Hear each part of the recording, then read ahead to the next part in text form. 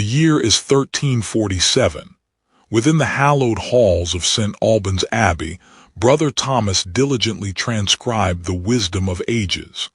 His world was one of parchment and ink, a sanctuary where knowledge was preserved, letter by painstaking letter. For years he had been working at the scriptorium, copying scriptures and secular text. One day, while searching for a specific passage in the Abbey's vast collection, Brother Thomas stumbled upon a forgotten volume tucked away on the highest shelf. It was unlike the illuminated Gospels and scholarly treatises he usually handled. This was a book of secrets, its cover worn and faded, the parchment within discolored with age and use. The spine was cracked, and the clasps were long gone. Curiosity piqued, Brother Thomas carried the book back to his desk. The script was a mixture of Latin and vernacular English, filled with strange symbols and illustrations of herbs, alembics, and astrological charts. Recipes for medicines, instructions for alchemy, and remedies for ailments filled the pages. He was intrigued, for such books were considered of questionable authority, somewhere between practical knowledge and suspect superstition. The scriptorium was the heart of the Abbey's intellectual life. Scribes painstakingly copied and preserved classical texts, religious works, and practical manuals. The air hummed with the quiet industry of scholarship, a refuge from the turbulent world outside. Parchment made from animal skin was carefully prepared, quills were sharpened to a fine point, and inks, concocted from various materials, flowed steadily under the monk's practiced hands. Manuscript production was a laborious but vital task. Each book represented countless hours of work, a testament to the dedication of the monks who sought to preserve knowledge for future generations. In a time before the printing press, these handwritten volumes were the sole means of disseminating learning. Brother Thomas knew that while the Book of Secrets held potentially useful knowledge, it also required careful scrutiny, lest it lead to practices that were unholy or unsafe. The line between sacred knowledge and dangerous secrets was often blurred in these uncertain times. The year is 1348. Lady Lunar de Montaigne surveyed her lands, a patchwork of fields and forests stretching as far as the eye could see. Beyond the beauty, she carried the weight of responsibility for her family and the many souls dependent on her estate. The whispers of plague carried on the wind added urgency to her duties. Lunar relied heavily on her meticulously compiled Book of Secrets. Within its parchment pages lay generations of knowledge, passed down from mother to daughter, recipes for tinctures, salves, and decoctions designed to heal and protect. She believed that the health of her family and community rested, in part, on her ability to unlock the secrets held within. Her garden was her sanctuary, a carefully planned collection of medicinal plants, lavender for calming the nerves, sage for warding off illness, and feverfew to ease headaches. Each plant held a specific purpose in Lunar's arsenal against disease. She understood the rhythms of the seasons, knowing when to sow, when to harvest, and how to properly preserve the bounty of her garden. Lunar diligently trained young women from the village in the art of herbalism.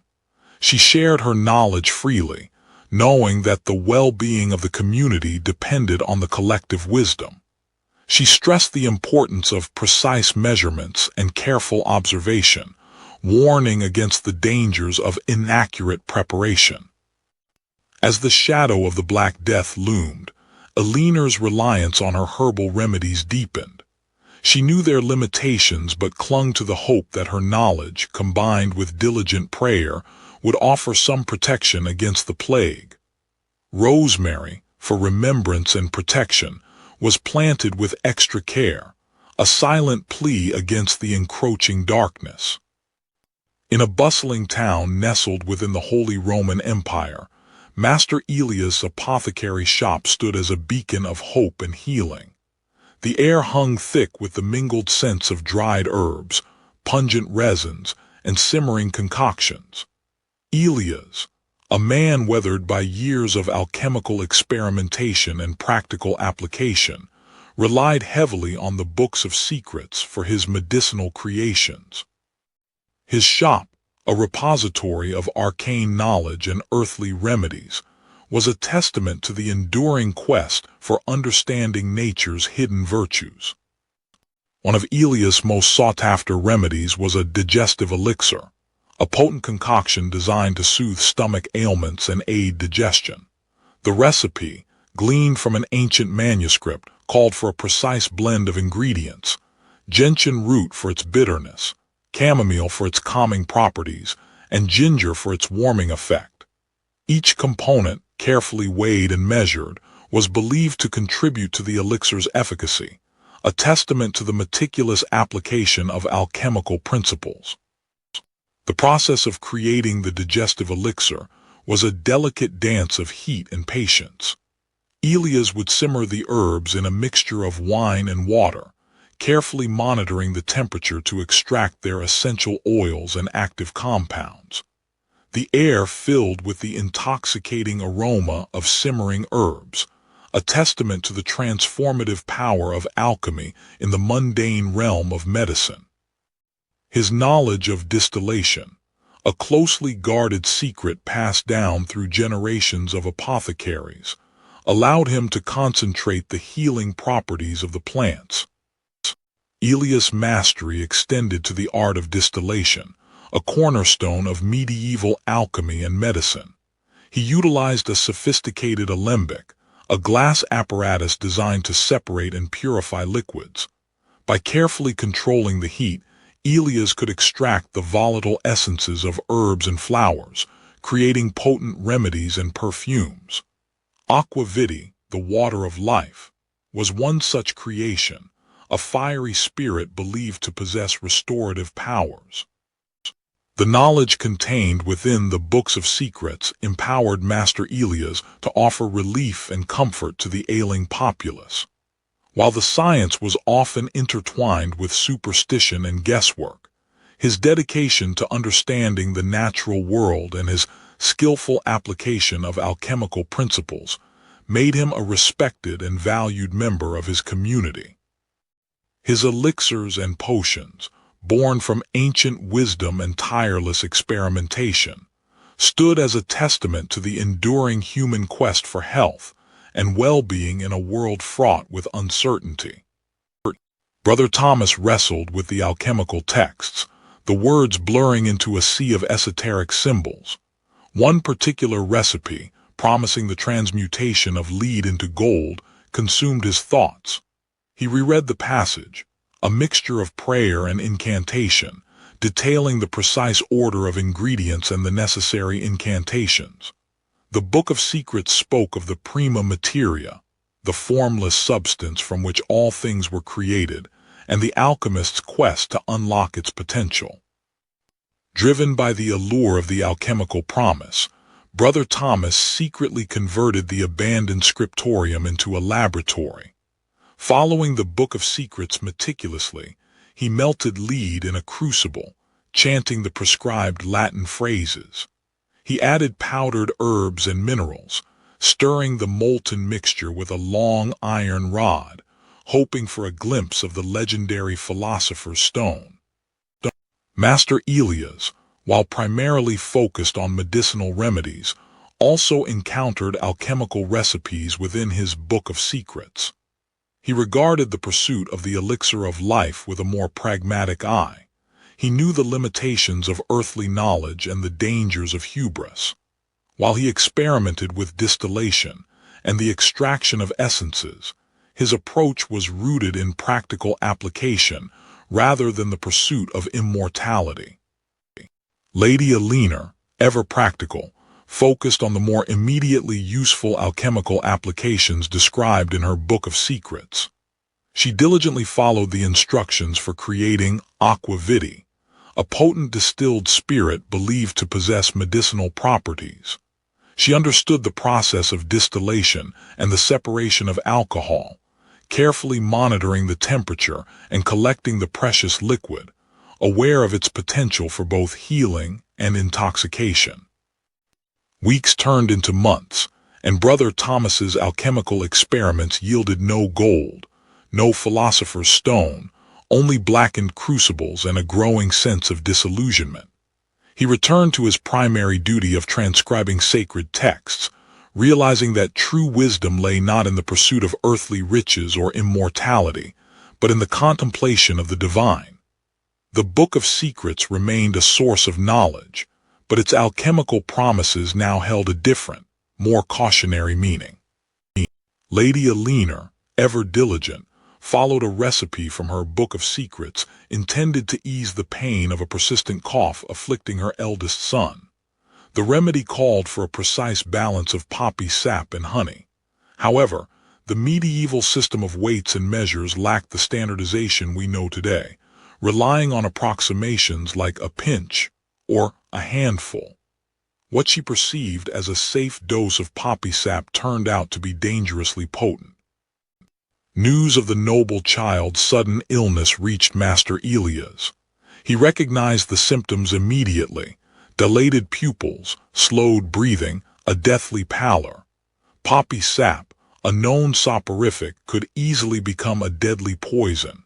He knew that inaccurate measurements, often a consequence of relying on imprecise instructions from books of secrets, were a recurring cause of such tragedies. Brother Thomas, amidst his translations, stumbled upon accounts of accidental poisonings linked to recipes found in similar compendia. One particularly chilling tale described a family wiped out after consuming a tonic laced with arsenic, a common ingredient in certain alchemical preparations and pest control remedies. The imprecise language and lack of clear warnings in these books made them treacherous guides. Lady Lunar, consumed by guilt and fear, prayed fervently for her son's recovery.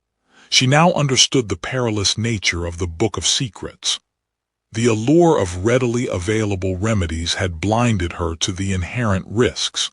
She realized that good intentions, coupled with flawed knowledge, could have devastating consequences. Master Elias, with his extensive knowledge of herbs and antidotes, managed to counteract the effects of the poppy sap. He carefully administered a concoction designed to stimulate breathing and purge the poison from the boy's system. The child's condition slowly improved, a testament to the apothecary's skill, and a stark reminder of the fine line between remedy and poison in the medieval world. The incident served as a cautionary tale, underscoring the importance of expertise and prudence when dealing with the secrets contained within those ancient parchments.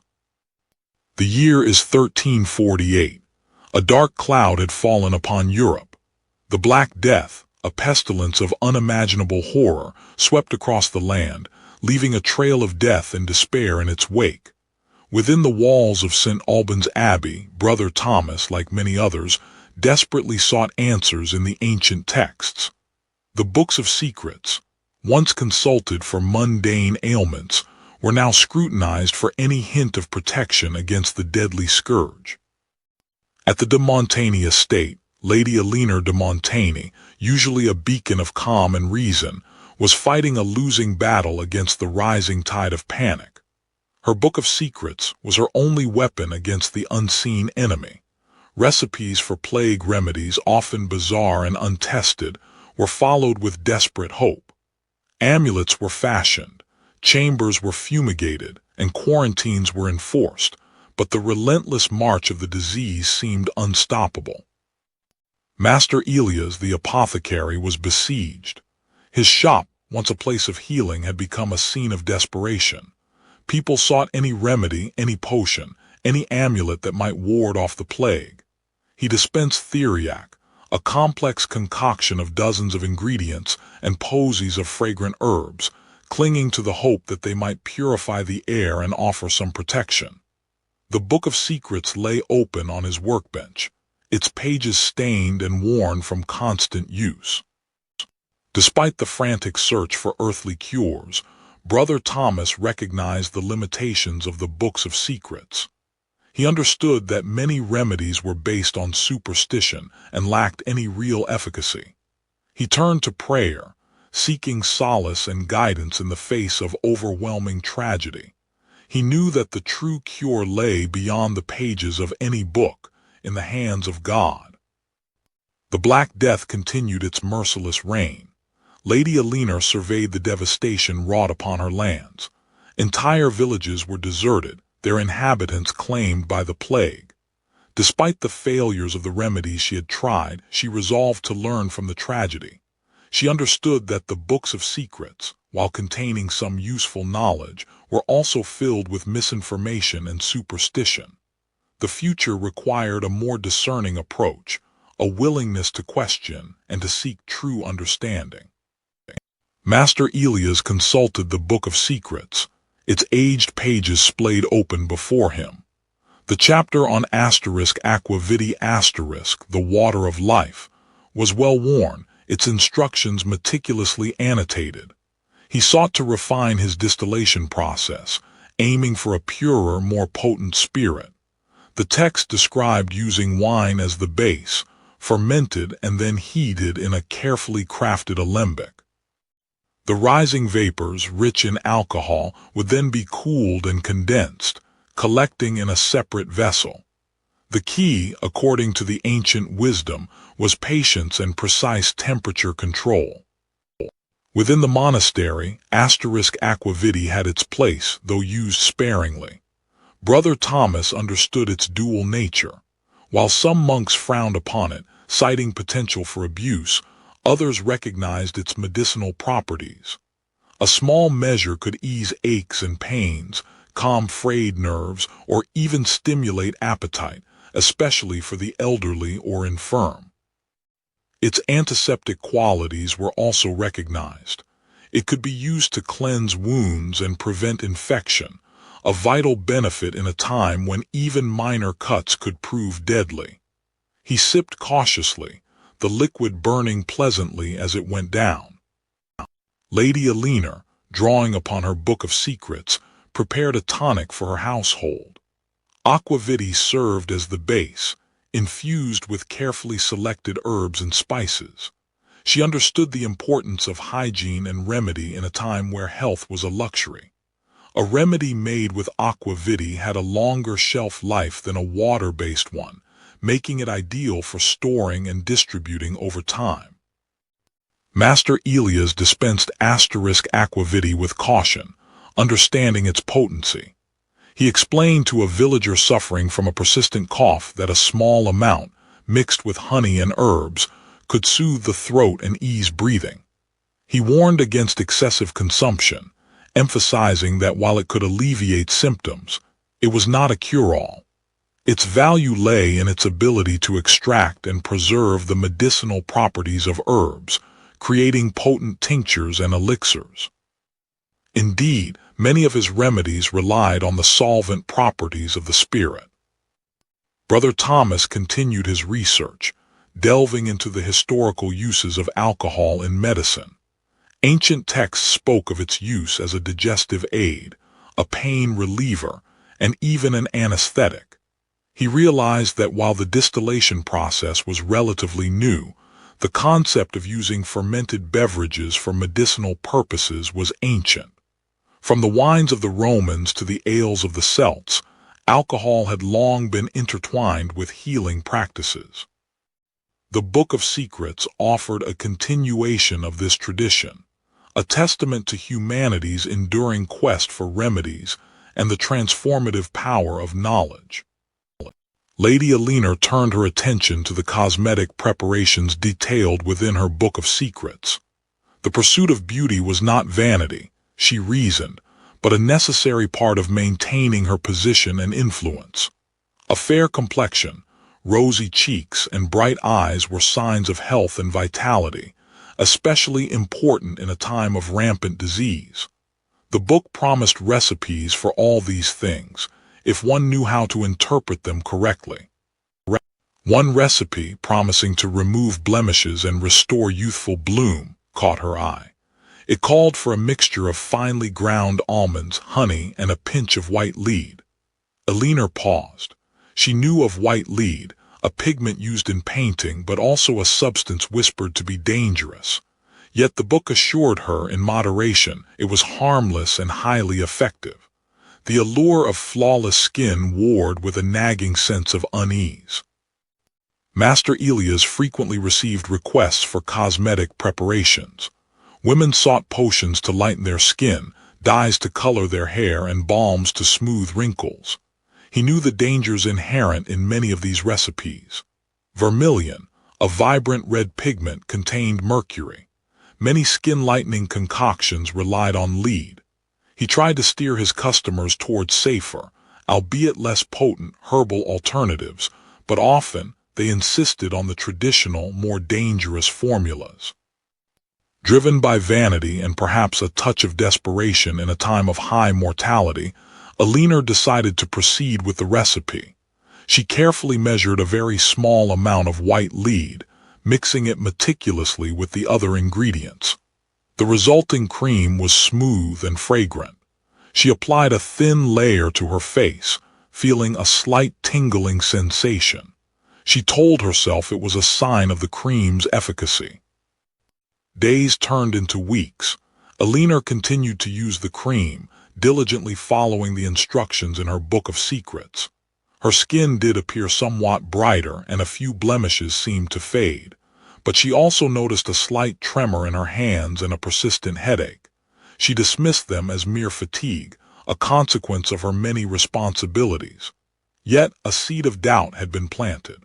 Was the pursuit of beauty worth risking her health, or worse? The Book of Secrets held many promises, but also many dangers, hidden within its cryptic recipes and ancient wisdom.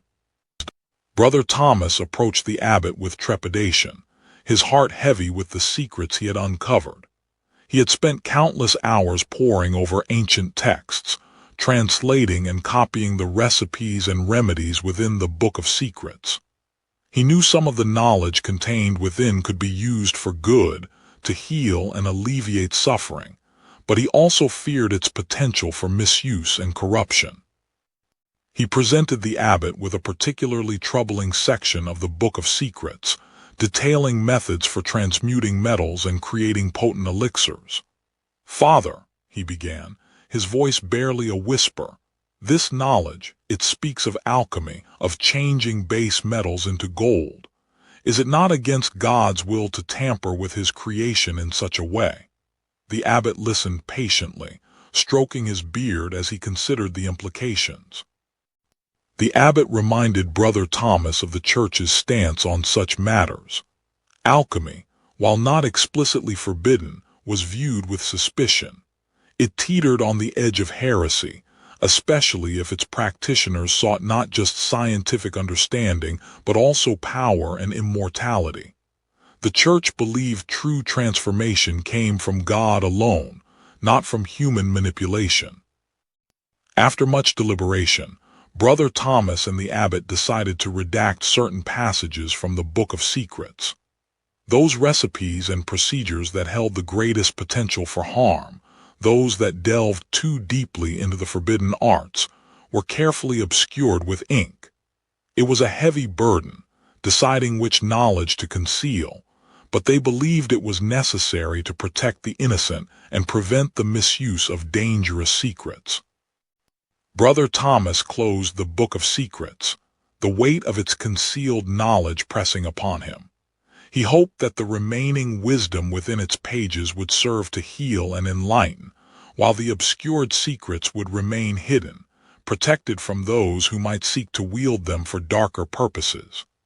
The responsibility for these secrets, revealed and concealed, now rested firmly on his shoulders. Years passed. The world outside St. Albans Abbey began to transform. The slow, deliberate strokes of Brother Thomas's quill, once the primary means of preserving knowledge, now felt like a whisper against the rising roar of the printing press. Books, once precious and rare, became more accessible, their knowledge spreading like wildfire. At the Château de Montaigne, Lady Alina recognized the changing tides. While her book of secrets still held cherished remedies and practical advice, the printed word offered new perspectives, challenging old beliefs with empirical observations. The world's understanding of medicine and nature was expanding, slowly but surely. Master Elias, in his Apothecary, saw both the promise and the peril of the new age.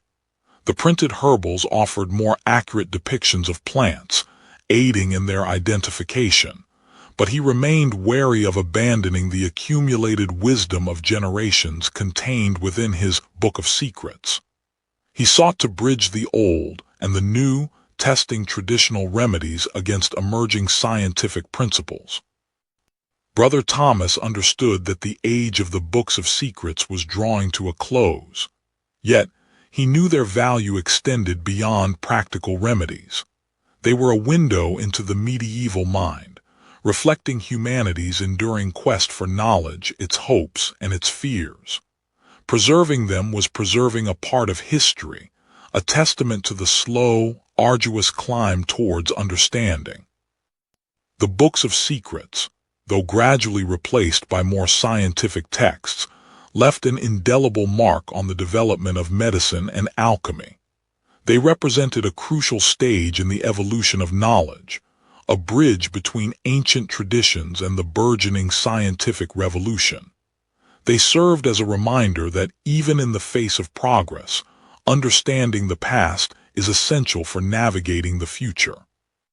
The secrets held within those aging pages, while perhaps no longer cutting-edge, offered a glimpse into the enduring human desire to understand and improve the world around them.